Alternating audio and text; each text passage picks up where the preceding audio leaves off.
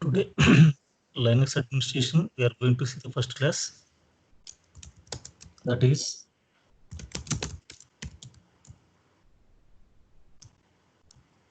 disk management.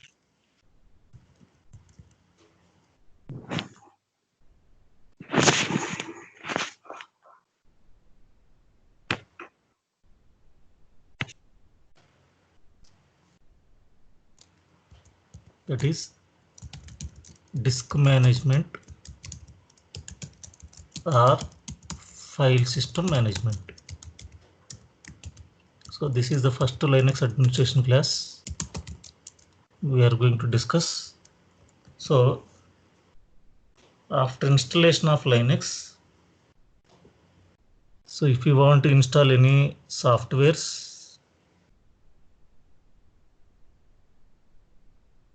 see after installation of Linux, if you want to install any softwares like Oracle, Hadoop and SAP, we need to create new partitions, format the partitions and mount the partitions.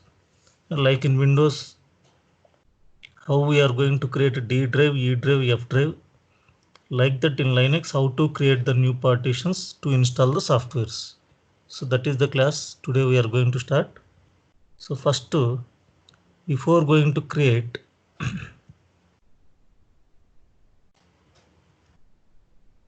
any partition,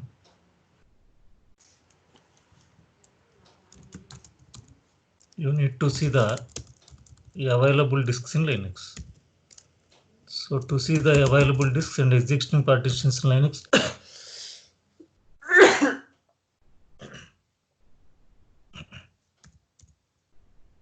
command is fdisk space -l. So the disk is /store/sta. This is the only hard disk we have. So these are the partitions are created, sta 1, 2, 3, 4, 5. So total 5 partitions already created at the time of installation of Linux. The total free space in the disk is extended partition. Approximately 9 GB is there. So in that extended partition, we created one logical partition. Like that, you can create up to 64 partitions here. So these are the total cylinders. The space is divided into some small blocks. Those are called cylinders. So 14282 2611 are the total. So you selected 14292 1556 one partition. Free cylinders are 15572 2611. Now creating a new partition, command is fdisk space disk name. So to create a new partition, command is fdisk space disk name.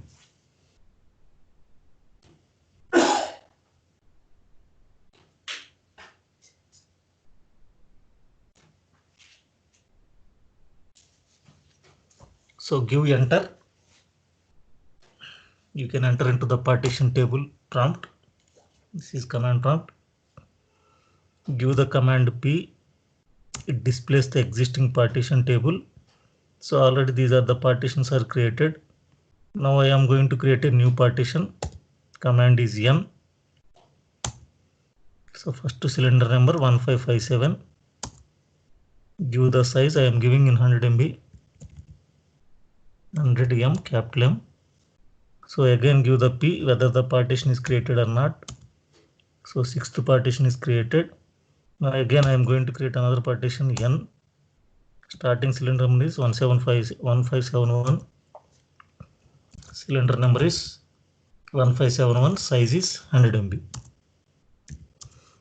So you have to check your last partition's last cylinder number. Then give to the next cylinder numbers first cylinder. So these are the partitions we created 6 and 7. Save the partition table W. One error will come here.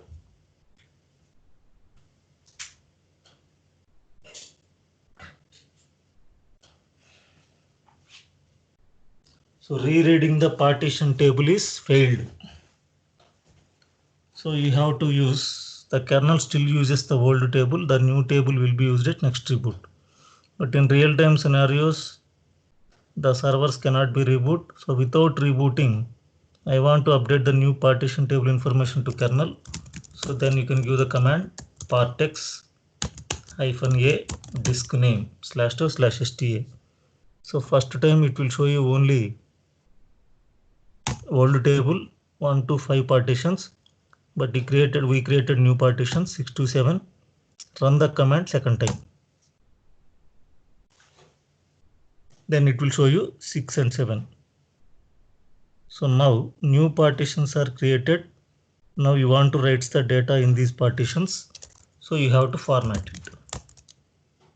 So to format into ext3, so I am telling you two file systems. ext3 is the old version, ext4 is the latest version. Both I am showing you. And then we can see how to convert from 3 to 4. So mkfs.ext3 partition number /2/sta6 formatted. After formatting the partition, you want to write the data. To write the data, you need an address that is nothing but a directory. Like in Windows, D drive, E drive, F drive, automatically it will assign. Linux, we have to assign. So create one directory, mkdir/oracle, then mount it. Mount space /2/sta6/oracle. Now to see the mounted file systems with size, df-h. So like in Windows, if you open my computer, you can see C drive, D drive, E drive. Like in Linux, we can see like this. In our system, we have a / is the operating system directory. Boot is the portable partitions location. Home is the user's home directory. This is the DVD drive. Just now we created one partition and formatted with ext3. We mounted with Oracle. Like here you can think as a drives in Linux or Windows. Here we can call as a directories. So now this is not permanent mounted. This is temporary. So I want to mount this file system permanently. Open the file a/it/fs tab. Go to last line, escape shift G, insert a new line, escape O, partition number /2/sta6, mount point is Oracle. So file system type is ext3, mount options or permissions are defaults 0, 0. So entry point of view, they will ask the question, what are the fields in fs tab file? So first field is device name, second field is the mount point, third field is the file system type, fourth field is permissions or mount options. So fifth field is 0. So fs dump value means file system dump value. 0 means if you take or not take the file system backup, that is not a problem. But here while installing operating system, you given /boot to home. So value 1 is there. 1 means compulsory one time take the backup. So this is not compulsory. That is just to indication. See, if it is 0 or 1, that is not a problem. 1 means it means to take backup one time. If you take or not take, that is not a problem. But to safe side, you have to take the backup. Next value is again 0 here. This is FSCK pass number, FSCK pass value. So 0 means randomly check the file system errors while booting the operating system. Here root file system 1 is there, sequentially check the file system errors. 2 means parallelly check the file system errors. So for root file system only value 1 is given, remaining all the partitions, because we can have number of disks and number of partitions on real-time environment. So it will check parallelly one by one, one disk, second disk partition, first disk, second disk partition, first disk, second disk partition, like that. So that is the reason. Except root, remaining you can give the value to 0 means parallelly, randomly. So while booting, it will check randomly of file system errors. So these things we have to remember. Next, after mounting the file, after permanently mounting, we have to unmount it. Unmount is online, offline, again mount it. Mount means online. So if you have any errors, it will show you. If you do any small mistake in fs tab file, if you reboot your server, so it will not boot, it will go into the maintenance mode. That is the reason.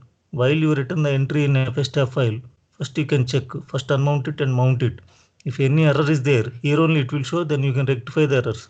Any spelling mistakes, any spaces we given, any wrong file system type we given, it will show the error. Next, formatting the partition into ext4, mkfs.ext4 space partition number //sta7. So sixth partition we formatted into ext3, fourth partition we are formatting into ext7. Sorry, ext4. So sixth partition we formatted into ext3, seventh partition we are formatting into ext4. So it is formatted. After formatting, to write the data, create one directory, then mount it. Mount space //sta7 Hadoop. So mounting is nothing but attaching a directory to the partition. So you mounted. Now to see the mounted file systems with size, df space -h. Now it is mounted. So Oracle is permanently mounted. Hadoop is temporarily mounted. So I want to mount permanently. So permanently means you open the file, va space /et/fs tab, go to last line, insert a new line, write down the entry. File system type is ext4. Mount options or permissions are defaults 0, 0. Save the file. Now unmount it, mount it. Then you can get error. If any error is there, you can get here only. Otherwise, if you mount like this, if you reboot like this, error will come. So mount Hadoop /Hadoop. So no error. So like this, while creating partitions, you have to use the command fdisk space disk name, then enter into the partition table, create the partitions, and format the partitions and mount the partitions.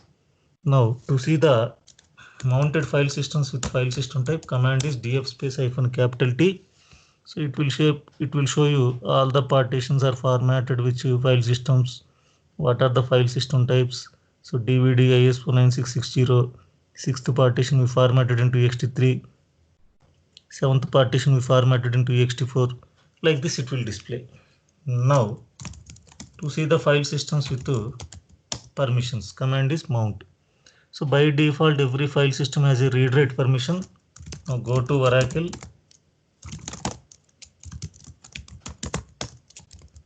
you can give the command ls. It shows last plus found is a directory which can save your unsaved data when the file system is corrupted. Then while you are recovering your file system, automatically it will get the data from this directory. So how do you find out file system directory or normal directory? So you can see last place found in file system directories. Now I am creating some data here. Now come out from that, unmount the file system Oracle. Now go to Oracle. You can check nothing is there. So when it is mounted state only, it will show your data and it shows the last place found directory. When it is unmounted, it becomes as a normal directory. It will show you nothing. So again I am mounting. Mount space Oracle. Now go to Oracle directory. You can check the data. So mounting means online, unmounting means offline. So what are the reasons to unmount the file systems? If you want to check the errors in a file system, if you want to take the backups, if you want to change any parameters of a file system, we are going to be unmount. Now see, in some applications we have to unmount the file system. Sorry, some applications we have to mount the file systems with read-only permissions. So I want to unmount the file system with read-only permission. So nobody can write the data in this file system. So first unmount it. Mount space -o ro partition number //sta6. Mount point is Oracle. Now go to Oracle directory. Try to write the data. So you cannot write the data because I mounted this file system with read-only permission. What is the command to see the mounted file systems with permissions? Command is just now we seen mount.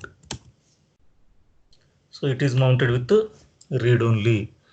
Like that, in interview point of view, when they ask the question how to mount the file system with read only permission, command is mount space -o means option space what is the option, ro means read only, on which partition /2/sta6, what is the mount point /oracle.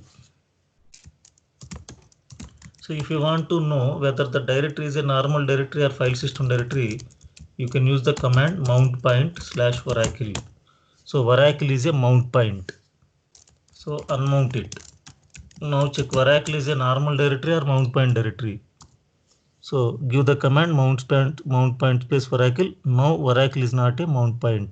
So when it is mounted, it becomes as a mount point directory. When it is in unmounted state, it becomes as a normal directory. Remember that command. Then converting the file system from ext3 to ext4. So sometimes when you are working on real-time servers, some file systems may be in ext3 formatted partitions, previous versions. So if your company wants to convert into ext4, how to convert? So unmount the file system oracle. So unmounted state only. So now I want to convert into ext4. So again I am mounting, I am showing you df-T. It is formatted into ext3. Now I want to convert into ext4. So before going to convert, you have to unmount it. Now convert. Tune to fs space -O means option, dir index, directory index change, extents means ext4 is the large file system. It supports a exabyte of a single partition. So init_bg, change the block group descriptors. Partition number is /2/sta6. So here some message came, please run e2fsck. E2fsck is the command to run the consistency of a file system and repairs the file system errors. So run the command e2fsck space /2/sta6. So it will reinitialize the partition. So press F, it will fix all the reinitialization concepts. Now mount it. Mount space /2/sta6/oracle. Now see the file system type df space -T. Now file system type C, converted from ext3 to ext4. Now check the data. Data is not going to be changed. So without losing your data, you can convert the file systems. But fs tab, manually you can change the file system type. Open va/etc/fs tab. Here previously we given the file system type ext3, escape or replace a character 4. So if you are not change the file system type here, when you reboot or when you access the file system, unmount and mount errors will come. So save the file. Next, to unmount all the file systems, command is umount space -a. Now df-h, all file systems are unmounted. To mount all file systems, mount space -a. Now again you can check. So all file systems are unmounted. So except root and swap file system, they are operating system directory. Another one is temporary memory. They cannot be unmounted. Remaining all are unmounted. And again, once you given the command mount space -a, all are mounted. Now entry point of view, they will ask another question. So all the file systems are unmounted state. Now I want to know, so how many partitions are created and which file systems they are formatted. You can use the command blkid. So blkid is a command to display all the partitions which are mounted or unmounted. With the UUID means universal unique identification number. Every partition has its own identification number, and it shows the file system type here. See, everything it will display. So this is the command you have to remember. Entry point of view, when the file systems are unmounted state, mounted state you have to know df-T, df-h which are mounted, everything. But when they are unmounted, You have to know by using the command blkid the partitions how many created and formatted with each file system type. Next, to assign a label name to file system. So label name is nothing but we can give for any name of a partition. So in Windows we can give the name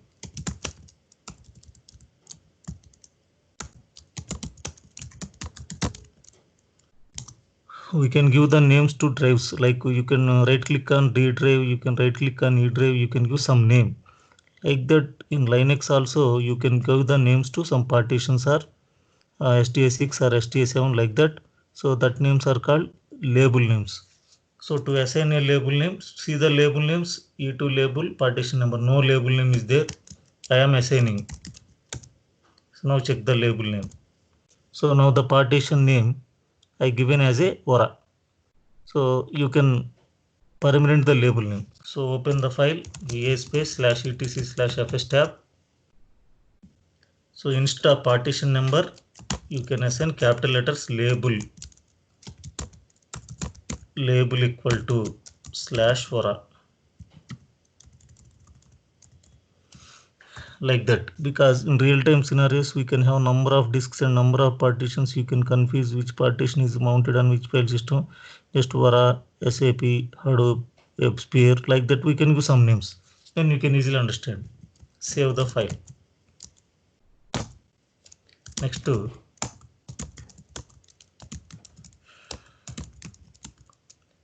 check the users who are accessing the file system. For example, I am in Oracle directory. I am trying to unmount. So Oracle is not mounted. I am mounting Oracle now.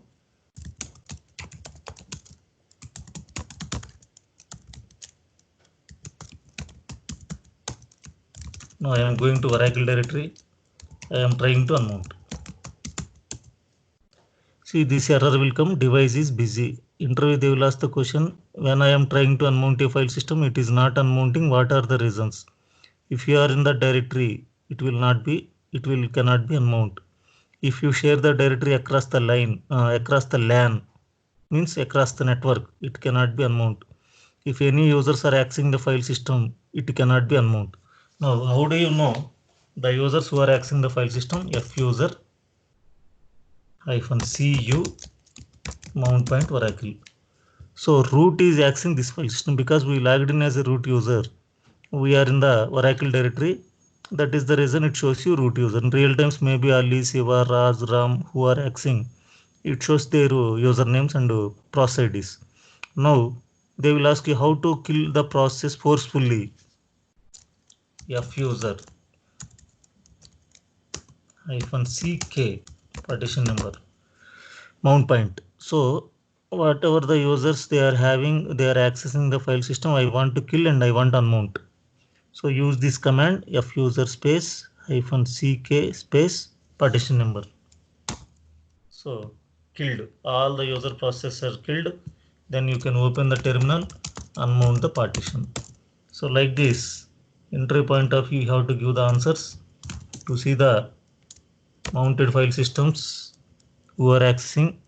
Command is fuser -cu to kill the processes of users, fuser space -ck. Next, to logical parameters of a file system.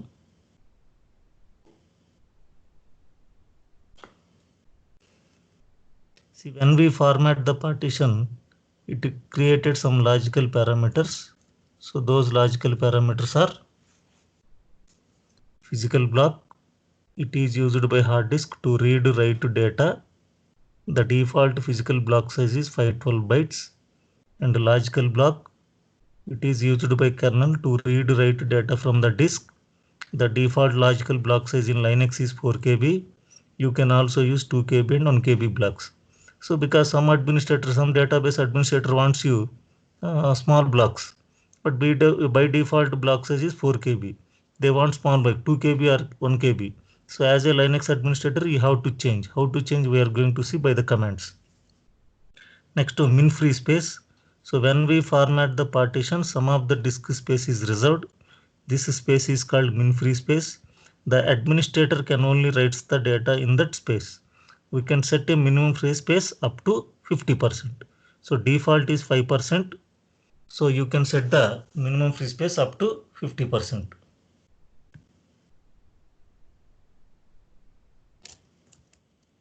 The default min free space is 5%. So as a Linux administrator, you can set the minimum free space up to 50%. So this is we have to remember. Now see how to change the logical parameters. So before going to change the logical parameters, how to see the complete parameters of a file system. So to see the complete parameters of a file system, command is dump u2fs space partition number sta6 space pipe more. I want to know what are the parameters are created for this file system. So command is dump u2fs space partition number /2/sta6 pipe more. More means page wise. So here you can see file system type clean, file system state clean, file system OS type is Linux, inodes, blocks, free blocks. Everything you have to explain in interviews. They will ask the question. When the file system is created, date and time, when it is last mounted, when the last written the data, and what are the cylinder groups are created. Everything you have to see here. Now, to change the logical block size of a file system, just now default logical block size is 4 KB. So you can unmount the file system. So Oracle is unmounted state only. Just now we unmounted. Now I want to change the logical block size. mku2fs -n. N means do not format, but to change the logical block size to 2048. Partition number is /2/sta6. So if you forget to give -n, it will format the partition, whatever the databases you are having completely gone. So carefully you have to run this type of commands in Linux. Otherwise, without any warning, it will delete entire thing. So -n, don't format, but change the logical block size. So the logical block size is 2 KB. Logical block size is created. Now mount it. Mount space Oracle. So like this already formatted partition, you changed the logical block size. Next to df-h. Now Oracle is mounted state. This is the available space. Already we discussed 5% is minimum free space. If you select 100 MB, 5% is reserved. If you select 1 GB, 5% is reserved. So I can make it reserve percentage up to 50%. But now I want to make to 20%. So tune to fs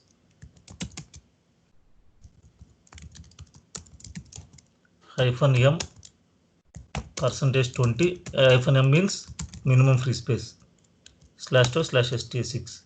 So setting reserved blocks percentage to 20%. df-h. Now see available size is 79. So before that 96 MB they can write the data, normal users. Now normal users can write the data 79 MB only. Remaining percent is reserved for administrator. Next, physical parameters of a file system, ext file system. Logical parameters we see now. Now physical structure of ext file system. See boot block. So and when you format the partition, the structure is create logical parameters, physical parameters. So physical boot block, the boot block is located in first few sectors in the file system and contains the information of booting the system. So without a boot block, the system does not boot. So whatever you formatted your partition, so first few sectors it will use for boot block. So in Linux, the bootable blocks are located in / directory only, because / is the operating system directory. So remaining for partitions also you are formatting, but this boot blocks, it will keep it empty. So next to super block located in few blocks in the file system and contains the information of a file system. Which information? File system name, file system status, date and time when the file system is created. So when the super block is corrupted, the file system becomes unreadable. So in which scenarios maybe the super block is going to be correct means when the file system is mounted state, if you take the backup, when the file system is mounted state, if you run the uh, error commands, file system checking commands.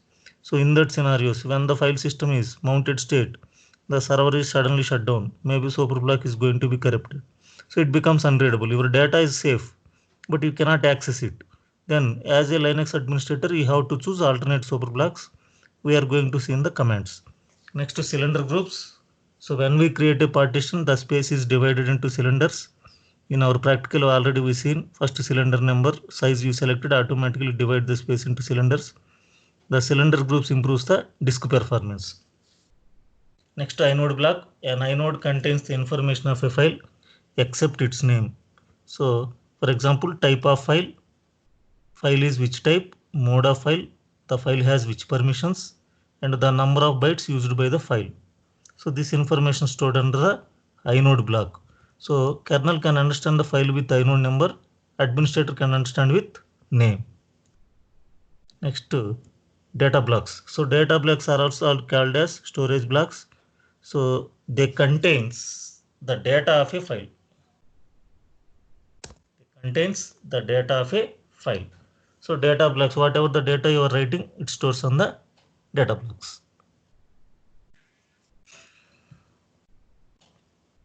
Now, to check the consistency of a file system and repair the file system errors, command is e2fsck. So I want to check whether the file system having any errors or not. Run this command. So this is check the file system errors and fix the file system errors. This is manually fixing the file system errors.